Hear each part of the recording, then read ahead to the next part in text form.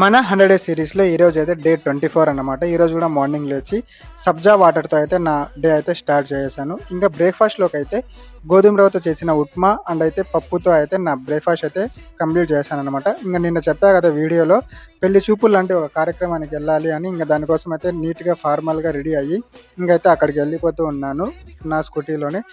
వేడికి తట్టుకోలేక ఒక పోమ్గ్రానైట్ జ్యూస్ అయితే తాగేసాను. అండ్ జ్యూస్ అయితే మంచిగా ఉన్నింది, బట్ షుగర్ వేసుకొని తాగాను. అదే రెగ్రెట్ అనిపించింది, బట్ బాగుంది.